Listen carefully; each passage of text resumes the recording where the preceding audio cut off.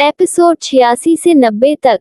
Hello दोस्तों, अब तक आपने पिछले एपिसोड में सुना कि रुद्र के हाथों से वह कंसाइनमेंट निकल जाता है क्योंकि उसे क्वीन अपने हाथों में ले चुकी थी। इसलिए रुद्र बहुत ही ज्यादा गुस्से में अपने घर वापस आता है। वहीं जैसे ही वह घर आता है उसी वक्त मन्नत भी घर पहुंच चुकी थी। आगे मन्नत जल्दी से अपनी जगह पर जाकर लेट जाती है। उसे नहीं पता था कि रुद्र इस वक्त कहाँ है, लेकिन उसके आने से पहले उसे अपनी जगह पर पहुंचना था और वह सेफली पहुंच भी चुकी थी। लेकिन जैसे ही वह अपनी जगह पर जाती है, अचानक से दरवाजे की तरफ देखकर उसकी आंखें बड़ी हो जाती है क्योंकि वहां से रुद्र चला आ रहा था, जो कि बहुत ही ज्यादा गुस्से में लग रहा था। एक पल के लिए तो मन्नत की सांस ही अटक जाती है। क्या उसने उसे देख लिया? शायद इसी वजह से वह इतने गुस्से में दिख रहा है। वहीं मन्नत को क्या पता था कि रुद्र किस वजह से इतना ज्यादा गुस्सा में है। मन्नत के दिल की धड़कन बढ़ चुकी थी। अगर इस राक्षस ने उसे देख लिया तो फिर क्या करेगा? क्या उसे इसकी हकीकत पता चल जाएगी? वह अभी यह सब सोच ही रही थी। तभी अचानक से रुद्र जब अंदर आ रहा था तो उसकी नजर मन्नत पर पड़ चुकी थी, क्योंकि वह दरवाजे को क्रॉस करते हुए आई थी और उस वक्त रूम का दरवाजा खुला था, जिसे हड़बड़ाहट में मन्नत बंद करना भूल गई थी। इसलिए बाहर से ही रुद्र ने देख लिया था कि मन्नत अभी अभी यहाँ से जा रही है। वह जैसे ही अंदर आता है तो उसकी नजर सीधा बालकनी की ओर जाती है। बालकनी का भी दरवाजा खुला हुआ था। उसे समझते देर नहीं लगती। इस वक्त वैसे भी उसे बहुत ज्यादा गुस्सा आ रहा था और उसने सोचा कि वह लड़की आखिर में यहाँ क्या करने आई थी। इतनी रात को वह क्या कोई भूत प्रेत है जो इस तरह से घूम रही है? तभी अचानक से उसकी नजर बेड पर पड़ती है तो एक पल के लिए उसे लगता है कि शायद वह उसकी बेड पर सो रही थी, और जैसे ही उसने उसे देखा वह यहाँ से भाग गई। ये सोचते ही उसके गुस्से का तो अब ठिकाना ही नहीं रहता। अरे यार, हद है। यानी बेड पर सो रही थी। क्या ये कोई रसगुल्ला था जिसे झट से मुंह में डाला और भाग गए? या फिर वह उसका बेड न होकर कोई राजा महाराजा का सिंहासन हो गया है जिस पे बैठने के लिए सब मरे जा रहे हैं? हद है यार, अपने रुद्र बाबू का तो गुस्से में वह क्या क्या सोच ले जाते हैं। उन्हें तो इसका अंदाजा भी नहीं है। वह गुस्से से उस ओर देखता है जहां मन्नत अपनी आंखें बंद किए हुए लेटी थी। वैसे भी वह उससे किसी तरह का बहस नहीं करना चाहती थी, जिस वजह से उसने शांत रहना ही ठीक समझा और वह अपनी आंखें बंद कर लेट गई। वहीं जब उसे इस तरह से नौटंकी करता रुद्र देखता है तो उसे अब उस पर बहुत ज्यादा गुस्सा आने लगता है। वह पास में रखे जग को उठा लेता है। वैसे भी ठंडी का वक्त था, पानी काफी ठंडा था। वह उसके पास जाता है और उसे ध्यान से देखने लगता है। एक पल के लिए तो वह उसके मासूम से चेहरे में खो जाता है, लेकिन दूसरे ही पल वह होश में आते हुए सोचता है कि वह क्या कर रहा है। फिर वह उल्टा ही मन्नत को कोसते हुए मन में बोलता है, ये लड़की, यह घटिया लड़की मुझे सिड्यूस करना चाहती है, इसीलिए तो देखो ये किस तरह से सो रही है। ऐसा कहकर वह एक ही झटके में गुस्से से जग के पानी को मन्नत के ऊपर फेंक देता है। वहीं जैसे ही मन्नत के ऊपर पानी पड़ता है, वह चौंककर अपनी जगह पर उठकर बैठ जाती है। एक तो पहले ही ठंडी का मौसम था और ऊपर से ठंडा ठंडा पानी।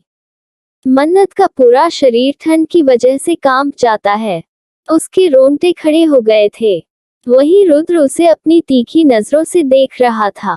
वह गुस्से में बोलता है, तुम घटिया लड़की, आखिर में और कितना चाल चलोगी? तुमने क्या सोचा कि मुझे तुम्हारे बारे में कुछ भी पता नहीं चलेगा? वहीं जैसे ही मन्नत रुद्र के मुंह से ये सुनती है तो वह चौंक कर उसकी ओर देखने लगती है। एक पल के लिए उसके मन में ख्याल आया, क्या रुद्र ने आज उसे देख लिया था और क्या अब वह उसकी असलियत जान गया है? नहीं नहीं, ऐसा कैसे हो सकता है? मैंने तो काफी ज्यादा सावधानी बरती थी, फिर यह कैसे हो गया? ये सोचते हुए वह अब भी रुद्र की ओर ही देखे जा रही थी। वहीं जब रुद्र देखता है कि वह उसे कैसे घूर रही है, तो वह गुस्से में अपने दांत पीसते हुए बोलता है, तुम घटिया लड़की, तुम्हारी हिम्मत भी कैसे हुई मुझे इस तरह से घूरने की, और तुम्हें क्या लगा था कि तुम इस तरह से बहाना करोगी तो मैं तुम्हारे बहाने में आ जाऊंगा। मुझे अच्छे से पता है तुम अभी अभी मेरे बेड पर लेटी थी और जैसे ही मुझे देखा तुम वहां से भागकर यहाँ आकर लेट गई। उसकी इन बातों को सुनकर अब मन्नत आश्चर्य से उसकी ओर देखने लगती है। इस वक्त उसके मन में यही चल रहा था, हे भगवान, मैंने क्या सोचा था। डर के मारे तो मेरी जान ही निकल रही थी, और यह बेवकूफ इंसान क्या सोच रहा है।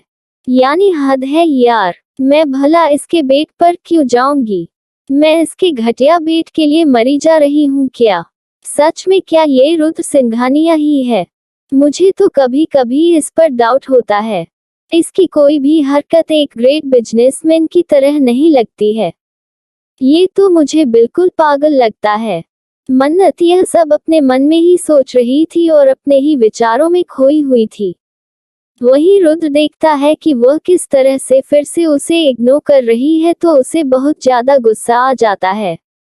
वह गुस्से में चिल्लाते हुए बोलता है, तुम घटिया लड़की, तुम्हारी हिम्मत भी कैसे हुई इस तरह से मुझे मेरी बातों को इग्नोर करने की। तुम्हें क्या लगता है तुम्हारे ये ट्रिक मेरे काम आएंगे? तो तुम ये भूल जाओ, मैं तुम्हें ऐसा सबक सिखाऊंगा कि तुम पूरी जिंदगी याद रखोगी। वही मन्नत अफसोस से अपना सर हिला देती है क्योंकि वह कुछ नहीं कर सकती थी और उसे पता था अब इसके टॉर्चर करने का कोई नया तरीका आएगा। अब बस उसे इंतजार था कि अब वह इसे किस तरह से टॉर्चर करेगा। बेचारी खामोशी से अपना सर झुकाए सब कुछ सुन रही थी। इस वक्त उसे इस पर गुस्सा भी आ रहा था और इसकी बेवकूफी पर उसे अफसोस भी हो रहा था। पर वह क्या करे, वह कुछ नहीं कर सकती थी। वही रुद्र जब देखता है कि वह लड़की अभी भी कुछ नहीं बोल रही है तो गुस्से से उसका पारा हाई हो जाता है। वह अपनी जगह से थोड़ा और आगे बढ़ता है क्योंकि वह अभी मन्नत से थोड़ी दूरी पर खड़ा था और फिर वह मन्नत के पास झुकते हुए उसके हाथों को पकड़कर उसे घसीटकर अपनी जगह पर उठा देता है और फिर उसकी आंखों में देखकर घूरते हुए बोलता है, तुम्हें क्या लगा था कि तुम कोई शहजादी हो? तुम कहीं के राजकुमारी हो जो तुम्हें प्रिंसेस ट्रीटमेंट मिलेगा। शादी करने से पहले एक बार भी नहीं सोचा कि मैं तुम्हारी जिंदगी नर्क बना दूंगा। बहुत शौक था ना तुम्हें मुझसे शादी कर मेरी बीवी बनने का, तो चलो मैं तुम्हारा शौक पूरा कर देता हूँ। इतना कहकर वह उसे अपने साथ घसीटने लगता है। वही एक पल के लिए तो मन्नत को लगता है कि अब पागल इंसान उसके साथ क्या करने वाला है। फिर दूसरे ही पल उसे घबराहट होने लगती है। क्या यह उसके साथ कोई जोर जबरदस्ती करने वाला है? नहीं नहीं, वह ऐसा कैसे कर सकता है। अगर उसने उसके साथ कुछ किया तो सच में वह उसे मारने से पहले एक पल के लिए भी नहीं सोचेगी। बहुत हो गया, अब उसके बर्दाश्त करने की लिमिट नहीं थी। वही रुद्र गुस्से से उसे घसीटकर अपने साथ रूम के अंदर लाता है। अब तो उसकी हार्ट बीट और बढ़ गई थी। उसे लगा कि यह पागल इंसान आज सच में उसकी जान लेकर ही मारेगा क्या, लेकिन उसने अभी भी कुछ नहीं कहा था। वही रुद्र उसे घसीटते हुए अपने साथ रूम के अंदर लाता है। दूसरे ही पलंग उसकी ओर देखकर डेविल मुस्कान देता है और फिर एक झटके में उसे रूम के बाहर कचरे की तरफ फेंक देता है। मन्नत को तो कुछ समझ ही नहीं आया कि अचानक से उसके साथ क्या हो गया। वह रूम के बाहर सीधा जाकर मुंह के बल फर्श पर गिरती है क्योंकि रुद्र ने उसे बहुत तेज से धक्का दिया था। अगर उसने हाथ न लगाया होता तो उसे अच्छी खासी चोट आ सकती थी। वही मन्नत अफसोस से उस पागल इंसान को देख रही थी जो सच में किसी बेवकूफ से कम नहीं था। लेकिन फिर वह खुद में सोचती है, चलो ठीक है, अच्छा हुआ जो इसने मुझे इस तरह से धक्का देकर रूम से बाहर निकाल दिया, वरना मेरे मन में तो बहुत ही अजीब अजीब ख्याल आने लगे थे। एक पल के लिए तो मुझे लगा कि यह पागल इंसान मेरे साथ कुछ गलत करने वाला है। लेकिन चलो अब ठीक है, वैसे भी सुबह होने वाली है, अब सोने से कोई फायदा नहीं।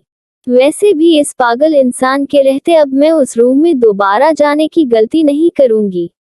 इतना सोचकर वह अपनी जगह से उठ जाती है। वही दादाजी जो सुबह सुबह उठते थे, वह दूर से ही यह सारा नजारा देख रहे थे। इस समय उन्हें रुद्र पर बहुत ही ज्यादा गुस्सा आ रहा था। उनका बस चलता तो अभी जाकर रुद्र को इतना जोर से मारते कि उसका दिमाग ठिकाने पर लग जाता। लेकिन अफसोस वह ऐसा कुछ नहीं कर सकते थे। वह एक अफसोस के साथ बस लंबी सांस छोड़ देते हैं। लेकिन इस वक्त उन्हें मन्नत के लिए बहुत ही ज्यादा बुरा लग रहा था। उन्हें पता था महलों में रहने वाली वह लड़की जो आज उनके लिए यहाँ आई है, ये सब उसके लिए कितना अजीब होगा। वह समझ नहीं रहे थे। वह समझ नहीं पा रहे थे कि वह अब क्या करें। उन्होंने सोच लिया था, वह रुद्र को फिर से समझाएंगे। नहीं तो जरूर उन्हें कुछ ऐसा करना होगा जिससे रुद्र की अक्ल ठिकाने आ जाए, वरना ये लड़का हर रोज ऐसी ही गलती करता रहेगा और वह दिन दूर नहीं जब मन्नत उसे छोड़कर हमेशा हमेशा के लिए चली जाएगी। उस वक्त ये सच में बहुत पछताएगा। इतनी अच्छी लड़की इसकी जिंदगी में आई है, पर यह पागल पता नहीं किसके पीछे पड़ा है। दादाजी को भी अच्छे से पता था रुद्र किसी लड़की की तलाश कर रहा है जो उससे बहुत साल पहले मिली थी, क्योंकि जतिन दादाजी को रुद्र की सारी बात बता देता था। वही दादाजी उस पागल लड़के के लिए क्या कहें।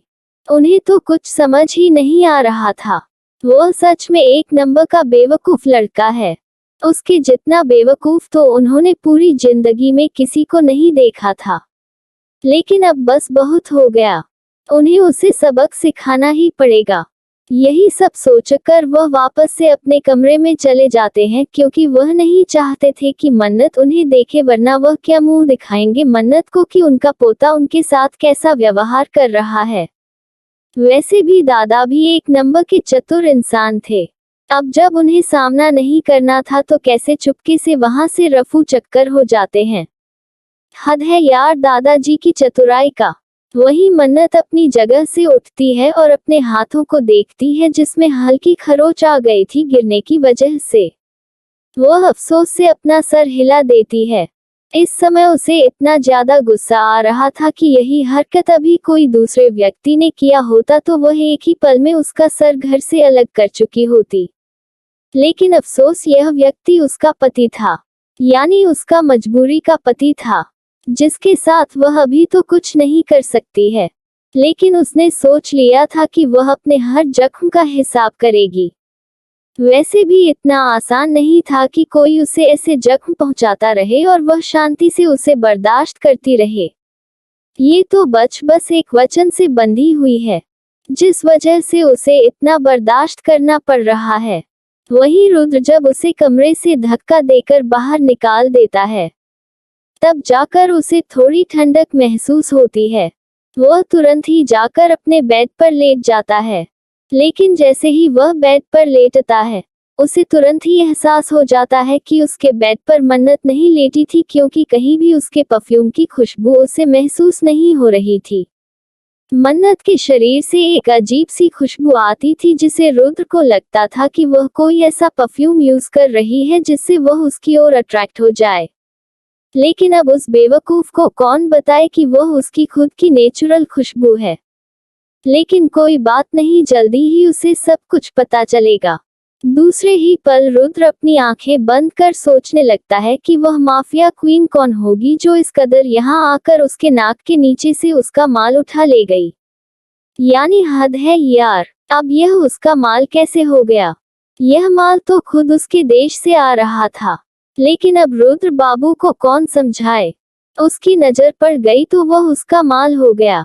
वह अभी यही सब सोच रहा था, तभी अचानक से उसे ख्याल आता है कि क्या जब वह लोग वहां पर अपनी प्लानिंग कर रहे थे तो वह वहां मौजूद थी, क्योंकि शिप तो यहीं से गई थी, तो जाहिर सी बात है कि वह लोग पहले यहीं रहे होंगे और जब वह लोग प्लानिंग कर रहे होंगे तो छिपकर वह सब कुछ देख चुके होंगे, जिस वजह से वह लोग इतनी आसानी से यह सारा काम कर पाए थे।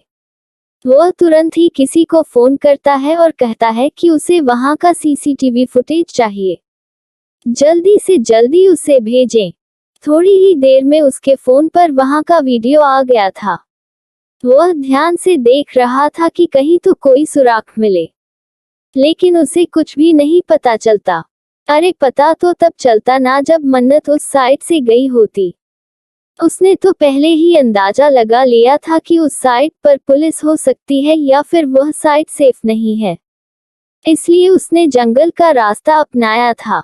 और सभी को अच्छे से पता था जंगल के रास्ते से जाना बहुत ही मुश्किल काम था।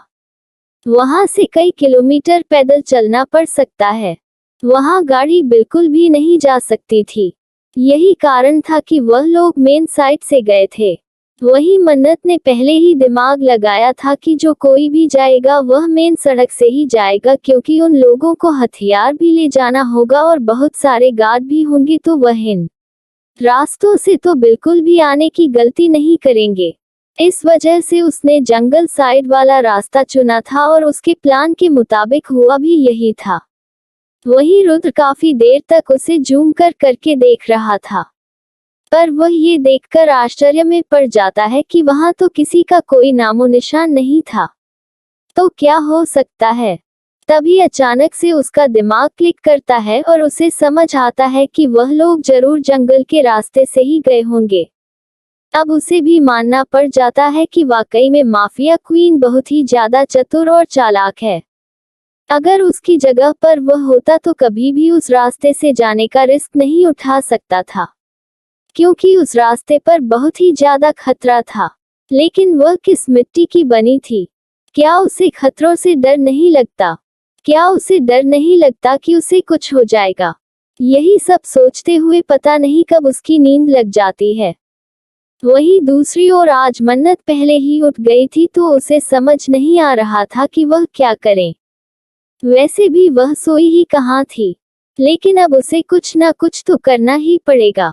ये सोचकर वह किचन में चली जाती है और फिर सबके लिए खाना बनाने लगती है। वही थोड़ी देर में जब सर्वेंट आते हैं तो देखते हैं कि आज किचन में नई बहू खाना बना रही है। ये देखकर वह जल्दी से उनके पास जाते हैं और बोलते हैं कि बिटिया, आप यहाँ क्या कर रही हैं? आप रहने दीजिए, खाना हम लोग बना लेंगे।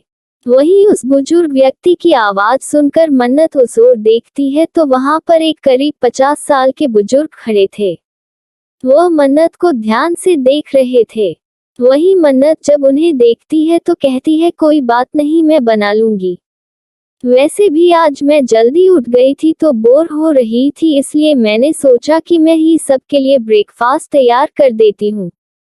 वही मन्नत की बातों को सुनकर वह बुजुर्ग व्यक्ति भी मुस्कुराने लगता है। वाकई में इस घर की बहू बहुत ही समझदार है। जितनी ज्यादा खूबसूरत है, उतनी ही काइंड भी है। ये सोचते वक्त वह ध्यान से मन्नत को ही देख रहा था। उसकी नजरों में किसी तरह का छल कपट नहीं था।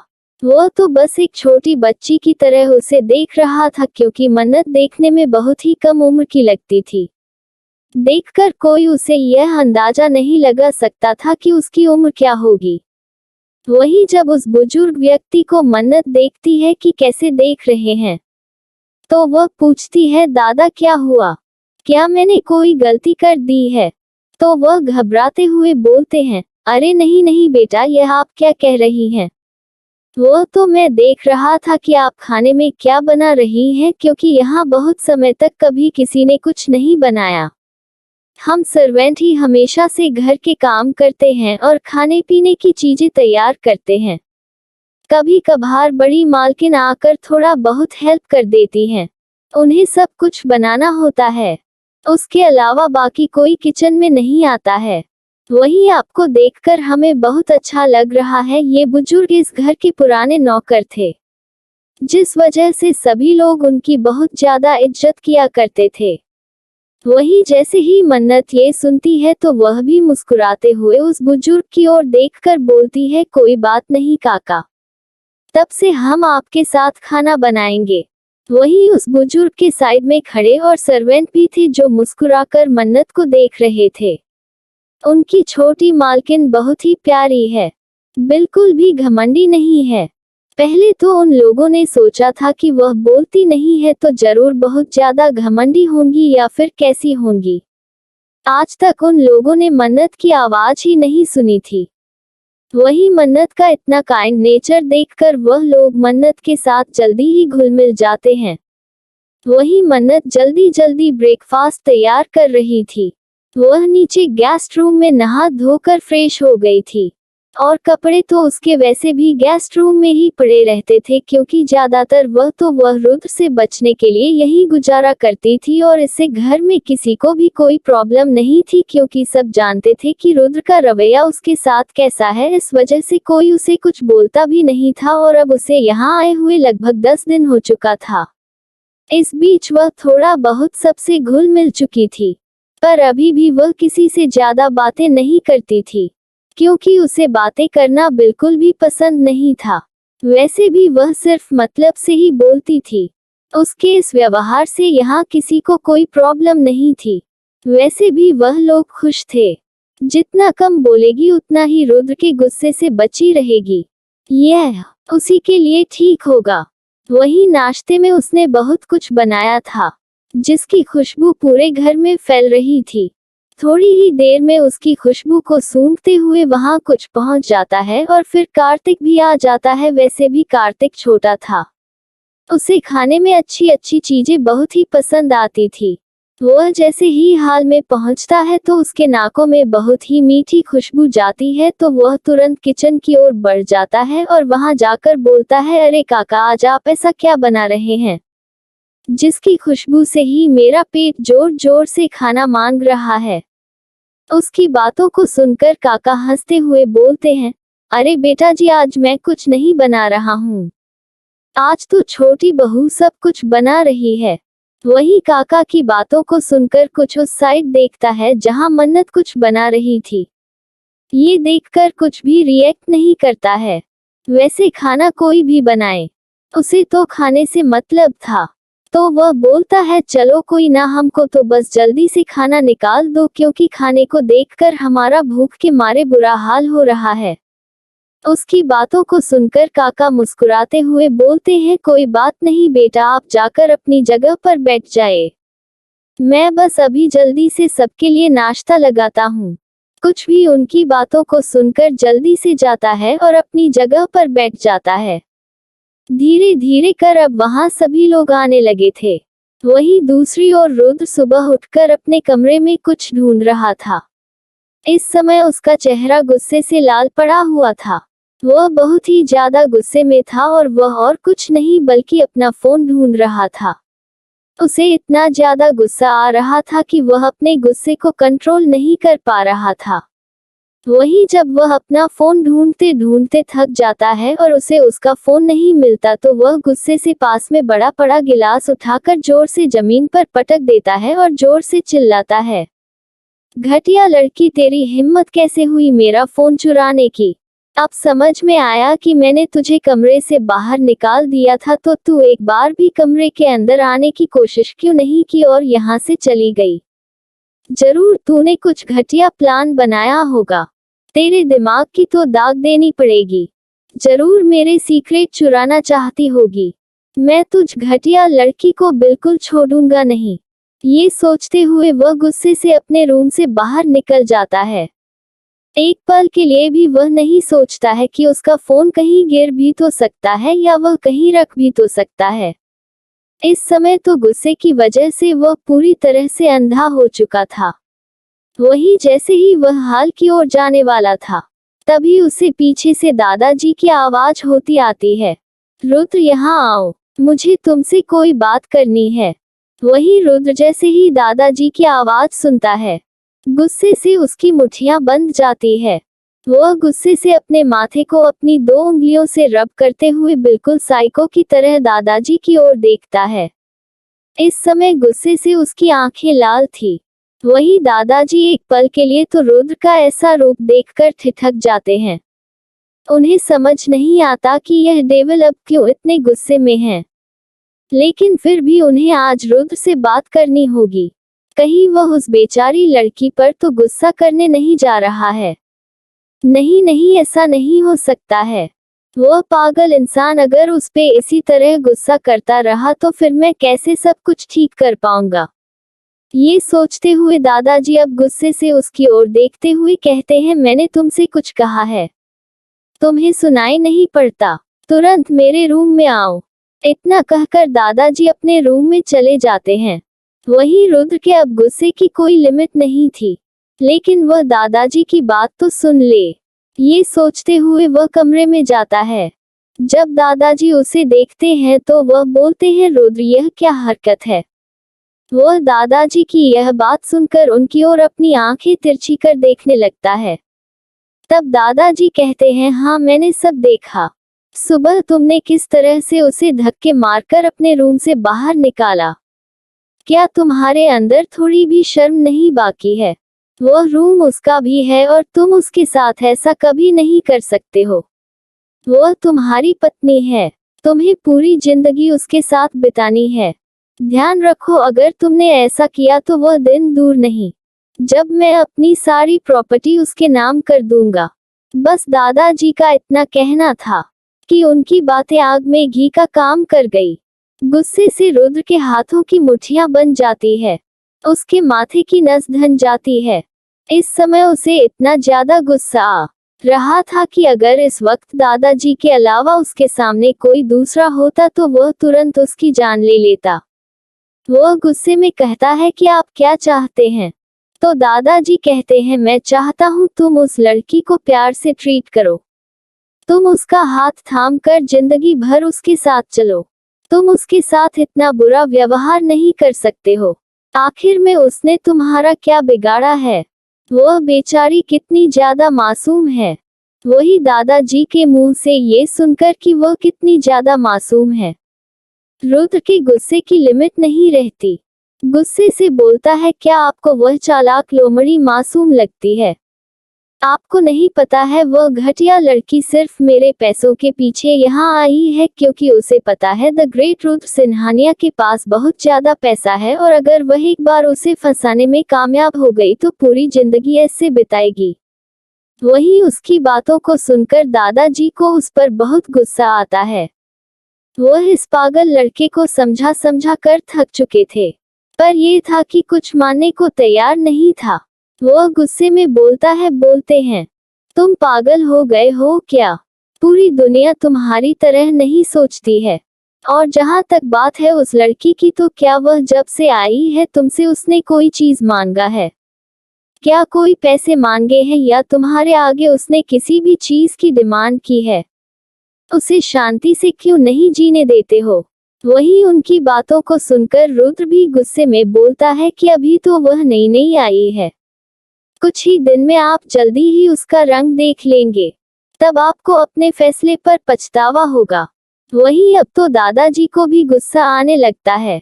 वह गुस्से से बोलते हैं, तुम एकदम से बेवकूफ हो क्या? तुम्हें नहीं समझ में आता मैं क्या कह रहा हूँ?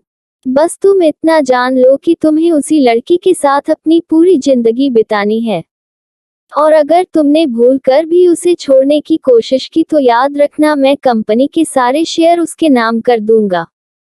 फिर तुम मुझे किसी भी तरह का दोष मत देना। वही दादाजी की बातों को सुनकर अब रुद्र को बहुत ही ज्यादा गुस्सा आने लगता है। वह 2 टके की लड़की उसकी हैसियत क्या है? वह एक गोल्ड डिगर उसके कंपनी के शेयर लेगी, इससे पहले वह उसे जान से ना मार डाले। उसे इस वक्त दादाजी पर भी बहुत ज्यादा गुस्सा आ रहा था। वो कैसे उस लड़की के चाल में फंसकर इस तरह अंधे हो सकते हैं? उसने इतनी मेहनत से इस कंपनी को इस मकाम तक पहुंचाया है और अब वह बोल रहे हैं कि वह इस कंपनी को उस लड़की के नाम पर कर देंगे। इसके जीते जी तो ऐसा होने वाला नहीं है। वह गुस्से से दादाजी की ओर देखता है और बोलता है, क्या कहा आपने? आप इस कंपनी को उस घटिया 2 कौड़ी की लड़की के नाम पर करेंगे? आपने ऐसा सोचा भी कैसे? इस कंपनी को इस ऊंचाइयों तक पहुंचाने में मैंने कितनी मेहनत की है, और आपको क्या लगता है कि ऐसे ही इसे कोई भी मेरे हाथ से ले जा सकता है, इससे पहले कि मैं उसे जान से ना मार डालूं? वही दादाजी जैसे ही यह बात सुनते हैं तो गुस्से से उसके ऊपर चिल्ला उठते हैं और कहते हैं, खबरदार से जो तुमने कोई भी ऐसी हरकत की जिससे मैं जिंदगी भर खुद को माफ ना कर पाऊं। और मैंने तुम्हारी शादी उसके साथ इसलिए नहीं कराई है कि तुम उसके साथ कोई भी जाति करो। बहुत हो गया आज के बाद से। अगर मैंने तुम्हें उसके साथ कोई हरकत करते देख लिया तो याद रखना, मैं जो बोल रहा हूँ उसे करने में मुझे ज्यादा वक्त नहीं लगेगा। वही रुद्र जैसे ही दादाजी की बातों को सुनता है, उसके गुस्से की कोई लिमिट नहीं रहती है। वह गुस्से से जोरदार लात सामने पड़े टेबल पर मारता है, जिस वजह से कांच का वह टेबल कई टुकड़ों में वहां बिखर जाता है। उसका गुस्सा देखकर एक पल के लिए तो दादाजी भी अपनी आंखें बंद कर लेते हैं। उन्हें समझ नहीं आ रहा था कि आखिर में उनका पोता ऐसा क्यों है और ऐसा कौन सा इंसान होगा जो उनके पोते को सही लाइन पर लाएगा।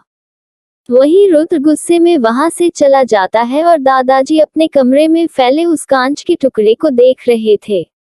उन्हें इस वक्त रुद्र पर बहुत ज्यादा गुस्सा आ रहा था, पर वह कुछ नहीं कर सकते थे। वह करे भी तो क्या करें। उन्हें तो ये सोचा था कि रुद्र उनकी बातों को मानकर उस लड़की के साथ शादी कर लेता है तो वह जिंदगी भर हमेशा खुश रहेगा। वही वह लड़की इतनी ज्यादा पावरफुल है कि पूरी दुनिया को अपने कब्जे में कर सकती है। इस पागल लड़के को कब अकल आएगी। वह बस अफसोस से अपना सर हिलाकर रह जाते हैं। उन्हें नहीं पता था कि उनके इस बेवकूफ पोते को कभी अकल भी आएगी कि नहीं आएगी। वही रुद्र बहुत ही गुस्से के साथ वहां से निकलकर हाल में आता है। इस वक्त उसे मन्नत पर बहुत ज्यादा गुस्सा आ रहा था।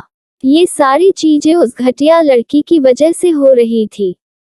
वह जैसे ही हाल में आता है, तभी कार्तिक चहकते हुए बोलता है, अरे भाई आप आ गए। अरे आइए बैठिए ना, देखिए ना भाभी जी ने कितना टेस्टी नाश्ता बनाया है, एक बार चख के देखिए, उंगलियां चाटते रह जाएंगे। वही उसकी बातों को सुनकर रुद्र गुस्से से अपनी आंखें बंद कर लेता है। इस वक्त उसे इतना ज्यादा गुस्सा आ रहा था कि उसके भाई की आवाज भी उसके कानों में जहर की तरह लग रही थी। वह गुस्से से चारों ओर देखने लगता है। इस वक्त वह मन्नत को ढूंढ रहा था। वही जब सब लोग देखते हैं कि वह अपनी नजरों को चारों ओर दौड़ा रहा है, तब कार्तिक थोड़ा मजाक करते हुए बोलता है, अरे भाई क्या आप भाभी को ढूंढ रहे हैं? अगर भाभी को ढूंढ रहे हैं तो वह किचन में है, आप जाकर वहां मिल सकते हैं। उसकी बातों को सुनकर रुद्र को पता चल जाता है कि वह लड़की कहाँ है। वह गुस्से से किचन की ओर बढ़ जाता है। सब खाने में इतने व्यस्त थे कि किसी ने रुद्र की गुस्से को नहीं देखा था। वही अक्षत जिसने रुद्र को आते हुए देख लिया था और यह भी देख लिया था कि वह कितना ज्यादा गुस्से में है, उसे कुछ अनहोनी होने का डर लगने लगता है। पता नहीं क्यों उसके दिल की धड़कन तेज हो गई थी। उसे ऐसा लग रहा था कि जरूर कुछ गलत होने वाला है, लेकिन क्या उसे समझ नहीं आ रहा था। तभी रुद्र किचन में चला जाता है और जैसे ही वह अंदर जाता है तो उसके नाक में भी खाने की मीठी सी खुशबू जाती है। लेकिन वह इन सब बातों को इग्नोर कर किचन के अंदर अपनी नजरें दौड़ाकर मन्नत को ढूंढता है और देखता है कि वह एक साइड खड़ी थी। जैसा कि रुद्र सिंघानिया का विला बहुत बड़ा था, तो उसी हिसाब से उसका किचन भी बहुत बड़ा था, जहां कई सर्वेंट एक साथ काम कर सकते थे। जैसे ही वह मन्नत को देखता है तो वह उसकी ओर आगे बढ़ने लगता है। तभी सारे सर्वेंट की नजर उस पर पड़ती है। वही मन्नत दूसरी ओर मुंह किए हुए कुछ बनाने की तैयारी कर रही थी। वह तुरंत ही एक फ्राई पैन गैस पर चढ़ा देती है और उसमें तेल डाल देती है। अब वह अपने आसपास कुछ ढूंढने लगती है। तभी रुद्र अपने आंख के इशारे से सभी सर्वेंट को वहां से जाने को कहता है। वही सभी सर्वेंट ये सोचते हैं कि आज घर में इतना टेस्टी नाश्ता बना है, शायद इस वजह से रुद्र अपनी पत्नी के लिए थोड़ा सा रोमांटिक हो रहा है, तो उन्हें स्पेस देना चाहिए। और वैसे भी वह मालिक है और वह लोग नौकर हैं, तो उन्हें तो उनके ऑर्डर फॉलो ही करने पड़ेंगे। वह सभी लोग तुरंत ही किचन से बाहर निकल जाते हैं। तभी रुद्र धीरे से मन्नत के पीछे जाकर खड़ा हो जाता है और वह मन्नत के पीछे से ही उसके गर्दन के किनारे से साइड झांक कर देखता है कि वह क्या कर रही है। एक पल के लिए तो उसके नाकों में फिर से वही खुशबू जाती है, जिसे सूंघकर वह हमेशा ही मदहोश होने लगता है। तभी मन्नत को एहसास होता है कि कोई उसके बहुत ही करीब है। वह तुरंत ही डर के अपनी जगह पर ही पलट जाती है। तो आश्चर्य से उसकी आंखें बड़ी हो जाती है क्योंकि रुद्र उसके बहुत ज्यादा करीब था। उसकी सांसें उसके चेहरे पर पड़ रही थी। वह ध्यान से उसका चेहरा देख रहा था। फिर वह धीरे से उसके दोनों हाथों को पकड़ लेता है। इस समय देखकर तो ऐसा लग रहा था जैसे रुद्र कितना ज्यादा रोमांटिक हो रहा है। वही मन्नत के दिल की धड़कन बढ़ जाती है। एक पल के लिए उसे समझ नहीं आता कि यह उसके साथ क्या हो रहा है और इतनी तेज उसके दिल की धड़कन क्यों धड़क रही है। फिर रुद्र धीरे धीरे कर उसके और करीब जाता है। जैसे जैसे वह करीब जा रहा था, वैसे वैसे मन्नत के दिल की धड़कन और ज्यादा बढ़ती जा रही थी। उसे अपने दिल में अजीब का एहसास हो रहा था। वह समझ नहीं पा रही थी कि उसके साथ क्या हो रहा है, पर रुद्र का इस तरह करीब आना उसे बेचैन कर रहा था। वही रुद्र ध्यान से मन्नत की आंखों को देख रहा था और फिर वह उसके और करीब होने लगता है। फिर थोड़ा और ज्यादा करीब हो जाता है, जिस वजह से अब मन्नत के दिल की धड़कन और ज्यादा तेजी से चलने लगती है। इस वक्त मन्नत की सांसें तेज हो गई थी, जिसका एहसास उसे भी नहीं था।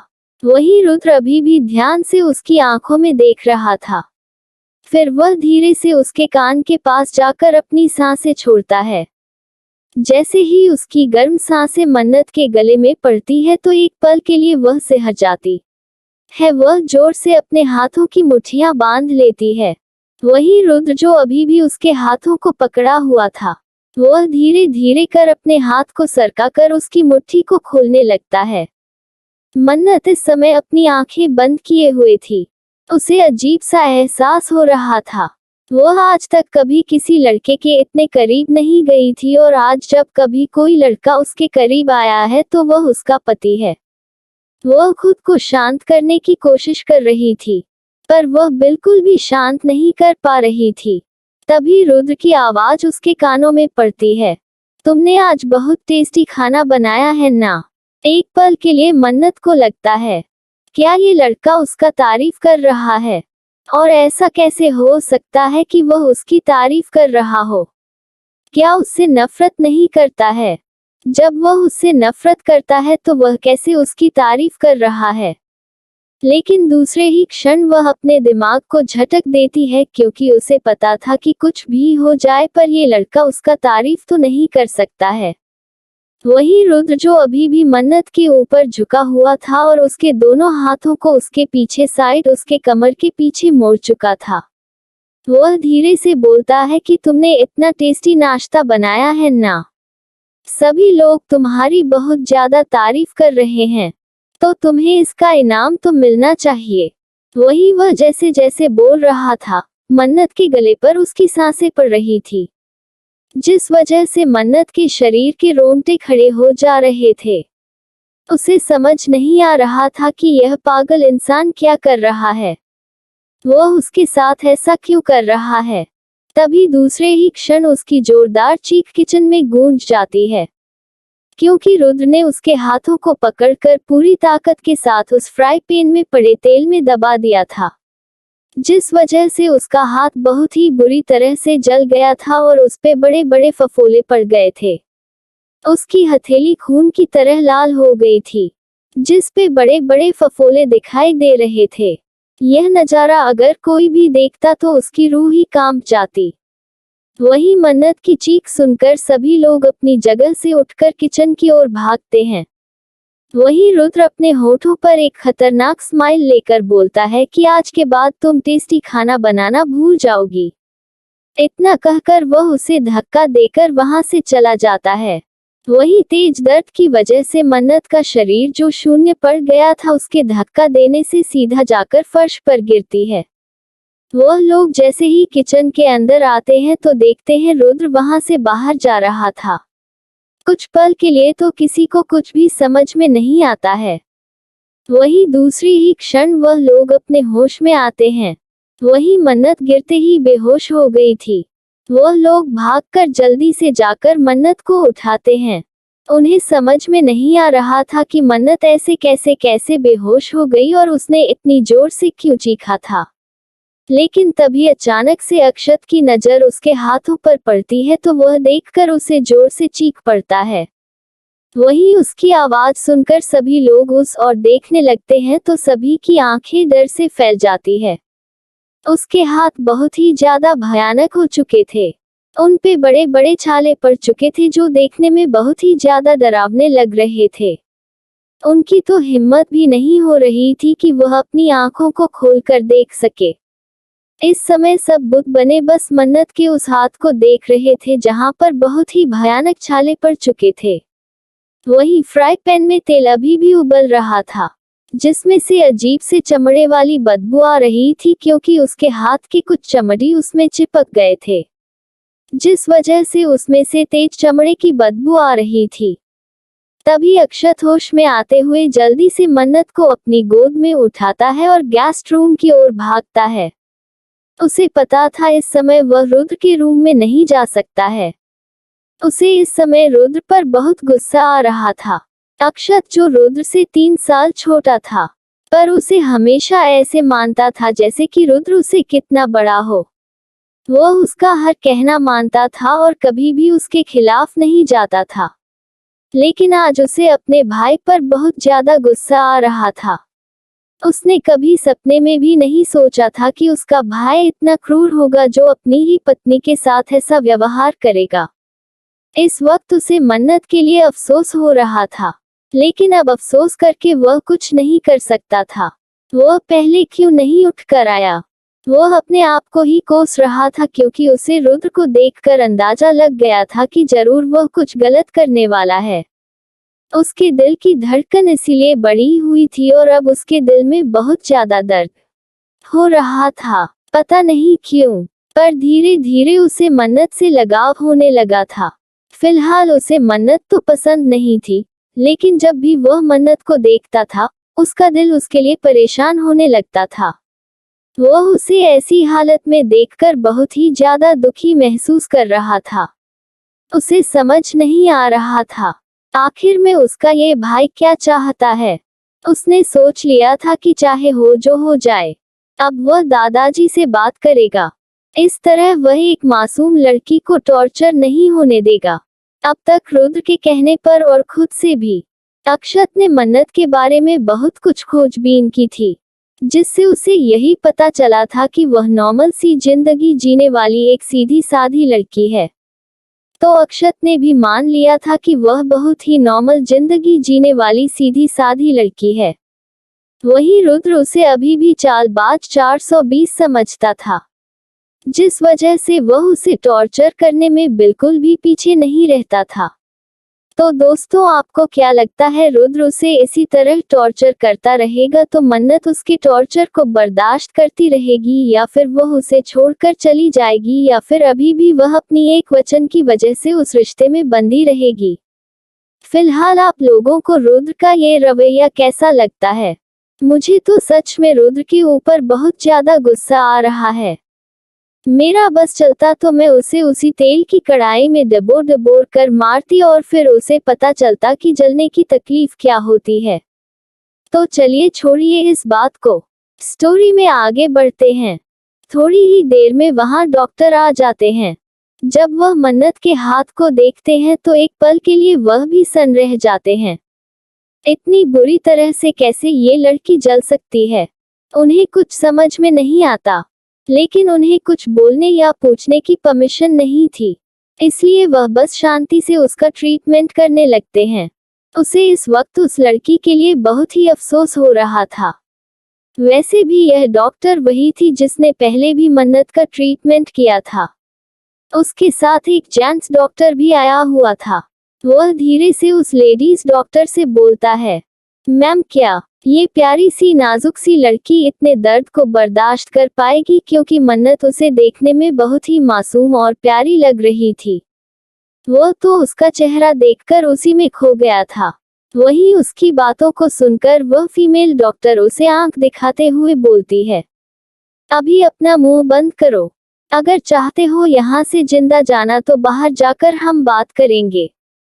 तभी वह जल्दी से अपने मुंह को ऐसे बंद कर लेता है जैसे मानो अब उसमें से कभी आवाज नहीं निकलेगी। वही वह फीमेल डॉक्टर जो पूरी तरह से मन्नत के हाथों को चेक कर रही थी। उसने देखा था किस कदर उसका हाथ जला हुआ है। उसे समझ में नहीं आ रहा था कि वह यहाँ के लोगों को क्या कहे। क्या सच में ये लोग इंसान हैं या जानवर हैं? अब तक उसे इतना तो अंदाजा लग गया था कि यह हादसा उसके साथ खुद से नहीं हुआ है। जरूर इसमें इन्हीं लोगों का हाथ है, लेकिन वह समझ नहीं पा रही थी कि इतने महान कहे जाने वाला ये सिंघानिया परिवार इतना घटिया काम भी करता होगा। क्या ये लड़की उनकी दुश्मन थी? उस डॉक्टर को यह नहीं पता था कि यह रुद्र सिंघानिया की वाइफ थी और उसी बात की सजा इसे मिल रही है। वह अफसोस से अपना सर हिला देती है। उसे इस वक्त मन्नत को देखकर बहुत ही ज्यादा दुख हो रहा था। वह जल्दी जल्दी मन्नत के हाथों में दवा लगाती है और 2 इंजेक्शन उसे लगा देती है, जिससे उसका दर्द कम हो जाए और उसे किसी तरह का इन्फेक्शन ना हो। थोड़ी देर बाद जब उसकी दांत लग चुका है तो वह मेनका जी की ओर देखकर बोलती है, देखिए इनका हाथ बहुत बुरी तरह से जल चुका है। तो जाहिर सी बात है यह अपने हाथों को अब 1 हफ्ते तक भीगा नहीं सकती हैं, और ध्यान रहे यह अपने हाथों से कोई भी काम नहीं कर सकती हैं। अगर ऐसा हुआ तो इन्हें बहुत ज्यादा दर्द तो होगा ही, लेकिन इनके जख्म भी हरे हो जाएंगे, जिस वजह से फिर इन जख्म को पूरा होने में काफी वक्त लग जाएगा और इनमें इन्फेक्शन होने का भी डर बढ़ जाएगा। इसलिए आप लोग इनका खास ध्यान रखिएगा। नहीं, उसकी बातों को सुनकर मेनका जी अपना सर हाँ में हिला देती हैं। इस वक्त उन्हें रुद्र पर बहुत ज्यादा गुस्सा आ रहा था। आखिर में वह क्यों इस लड़की को इतना ज्यादा उपकार कर रहा है? वही दादाजी जो रुद्र के गुस्से को देखकर अपने रूम में रूम बंद करके बैठे थे। उन्हें बाहर क्या हो रहा है इस बारे में कुछ भी नहीं पता था, क्योंकि उनका रूम साउंड प्रूफ था। थोड़ी ही देर में वह डॉक्टर भी चली जाती है। उसने कुछ दवाएं लिखकर दे दी थी, जिसे लेने के लिए अर्थ अक्षत ने खुश को भेज दिया था। वही खुशी जिसका रो रो के बुरा हाल हो रहा था।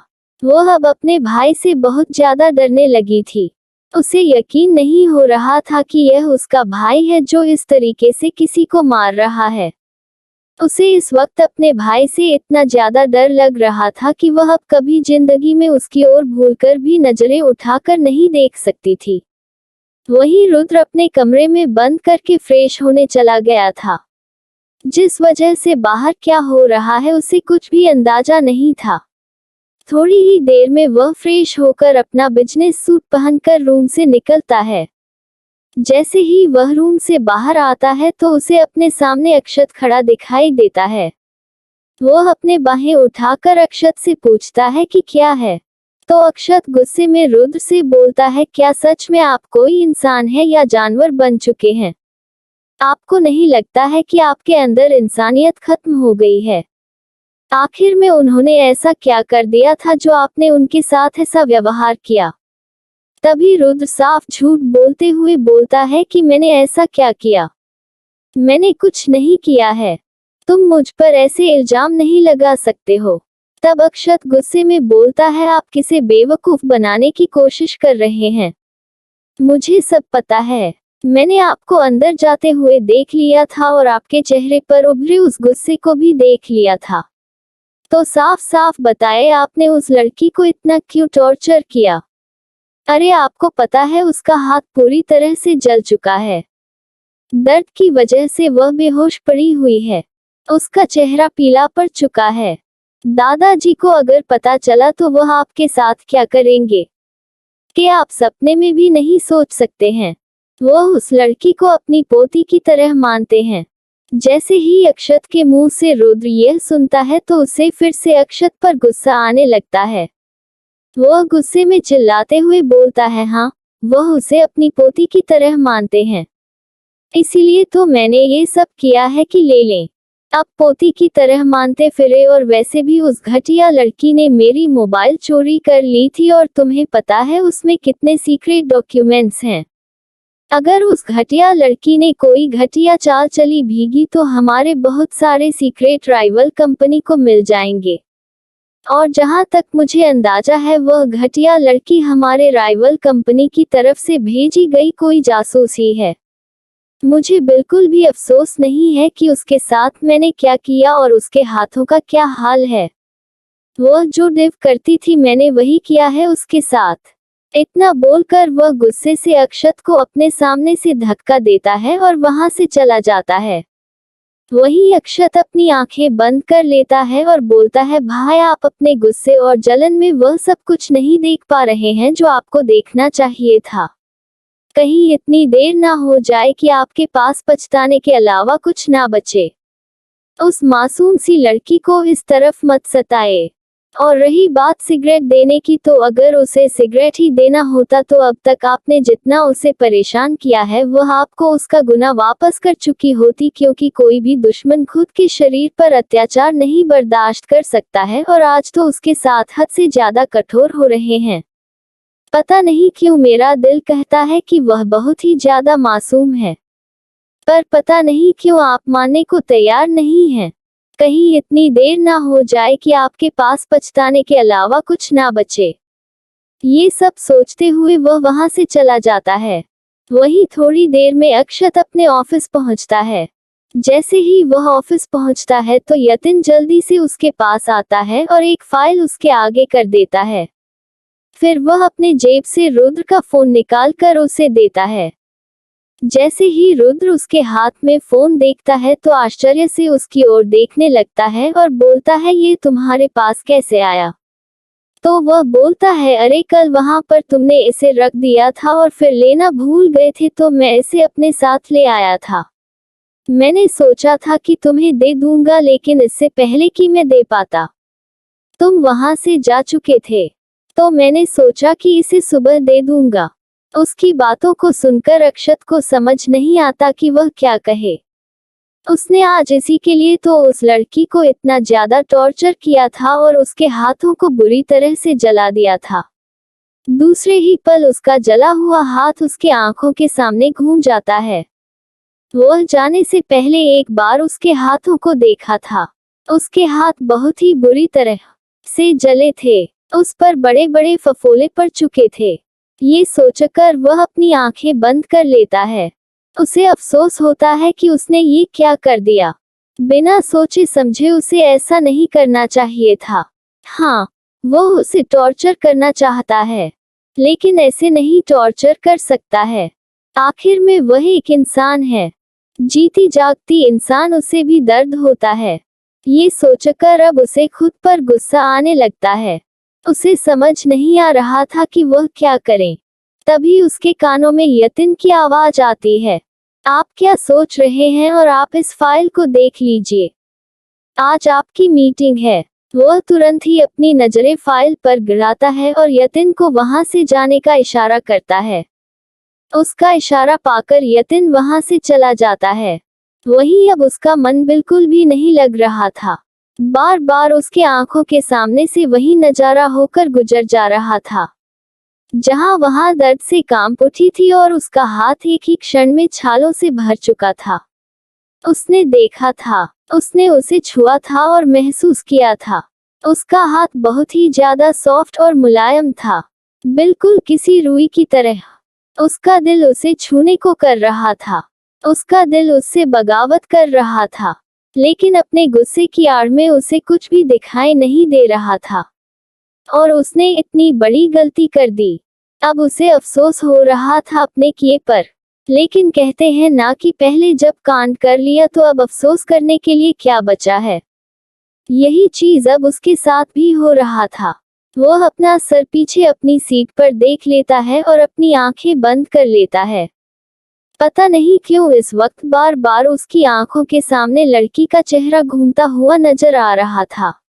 वह बार बार अपने मन को डाइवर्ट करने की कोशिश कर रहा था, लेकिन फिर भी उसकी नीली आंखें और उसमें भरा हुआ आंसू जो बस छलकने को तैयार हैं, लेकिन फिर भी वह कभी छलकते हुए नहीं दिखाई दिए।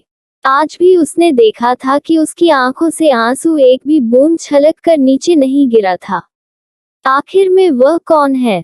वह क्या है? इतना ज्यादा दर्द होने के बावजूद वह कैसे खुद पर कंट्रोल कर सकती है? उसे समझ नहीं आ रहा था। वह क्या करे? वह बहुत ज्यादा बेचैन हो चुका था। जब उसे और बर्दाश्त नहीं होता तो वह अपनी जगह से खड़ा हो जाता है और अपने रूम में चारों तरफ घूमने लगता है गुस्से से। अब उसका दिमाग फटने वाला था। क्यों बार बार वह लड़की उसके आंखों के सामने घूम रही थी। वह उससे नफरत करता है, नफरत। ये बोलकर वह जोर जोर से अपने रूम का सामान उठा उठा कर फेंकना शुरू कर देता है। क्यों? वह लड़की उसके दिमाग में छा रही है। वह ऐसा बिल्कुल भी नहीं होने देगा। वह लड़की उसके दिमाग को ऐसे कंट्रोल नहीं कर सकती है। उसे धीरे धीरे अब मन्नत पर फिर से गुस्सा आने लगता है। वह कैसे उसके दिमाग को कंट्रोल कर सकती है? यही सोचकर उसका गुस्सा बढ़ता ही जा रहा था। अब तक उसके कमरे का लुक ही बदल चुका था। वह पूरा कमरा अस्त-व्यस्त हो चुका था। चारों तरफ बस शीशे और कागज बिखरे हुए थे जो उसने ही बिखेरा था। वहीं दूसरी तरफ दादाजी जब अपने रूम से बाहर निकलते हैं तो वह हॉल में जाते हैं। हॉल में पूरा सन्नाटा पसरा हुआ था। ये देखकर दादाजी को थोड़ा आश्चर्य होता है। वह गुस्से से चारों ओर देखने लगते हैं। आखिर में अब ये घर वाले कहाँ गायब हो गए? उन्हें बिल्कुल भी कुछ समझ नहीं आ रहा था। तभी वह काका को बुलाते हैं और बोलते हैं, सभी लोग कहाँ गए? उनकी कड़क आवाज सुनकर एक पल के लिए तो काका डर जाते हैं। उन्हें पता था उनके मालिक का गुस्सा कैसा है। वह हकलाते हुए बोलता है, वो साहब, सभी लोग अपने रूम में गए हैं। तो दादाजी को बहुत ही आश्चर्य होता है। आखिर में सभी लोग अपने रूम में क्यों गए हैं? क्या किसी को अपने काम पर नहीं जाना है? और इस तरह से इस टाइम तो वह अपने रूम में क्या कर रहे हैं? वह गुस्से से उसकी ओर देखते हुए बोलते हैं, क्या अभी कुछ ऐसा हुआ था जो वह सब लोग अपने रूम में गए हैं? क्योंकि उन्होंने देखा था रुद्र गुस्से में आया था तो शायद उसी ने कुछ किया हो। ये सोचते हुए दादाजी घूरकर सर्वेंट की तरफ देखने लगते हैं। वही काका से कुछ बोलते ही नहीं बन रहा था। वह क्या बताएं? लेकिन फिर भी उसे तो बताना ही पड़ेगा। वह डरते डरते सारी बात बता देता है। उसकी बातों को सुनकर दादाजी गुस्से से तमतमा उठते हैं। वह इस समय कांप रहे थे और वह भी गुस्से की वजह से। उन्हें इस वक्त रुद्र पर इतना ज्यादा गुस्सा आ रहा था कि अगर इस वक्त रुद्र उनके सामने होता तो वह जरूर उसकी जान निकाल लेते।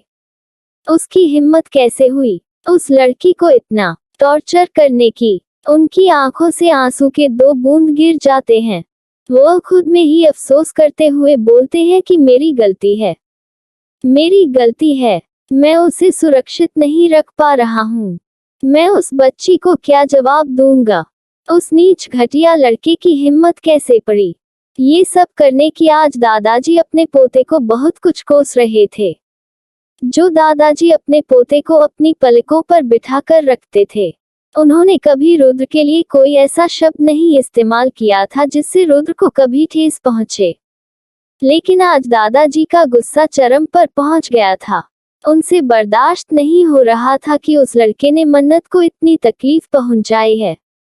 वह अच्छे से जानते थे कि मन्नत कौन है और अगर वह चाहती तो रुद्र को उसकी औकात दिखा सकती थी।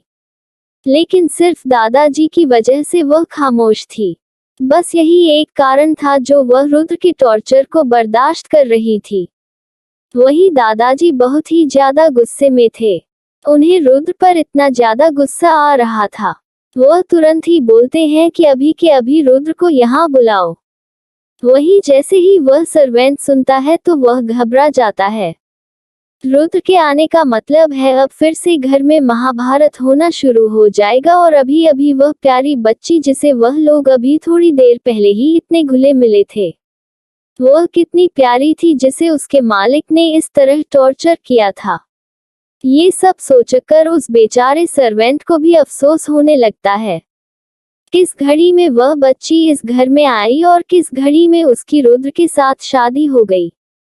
वह ये सब डिव नहीं करती है। वही दादाजी गुस्से से तमतमाए हुए थे। इस समय अगर कोई भी उनके सामने आ जाता तो वह उसे मारने में बिल्कुल भी संकोच ना करते। वही इन सब बातों से अनजान रुद्र ऑफिस में अपना काम कर रहा था।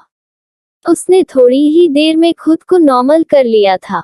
भले ही उसे अफसोस हो रहा था, लेकिन वह ऐसा व्यक्ति नहीं था जो उसी बात के पीछे पड़ा रहे और अपने काम को छोड़कर बैठा रहे। वही वह सर्वेंट अभी तक वहां से नहीं गया था। ये देखकर दादाजी गुस्से में उसे बोलते हैं कि मैंने तुम्हें कुछ कहा है।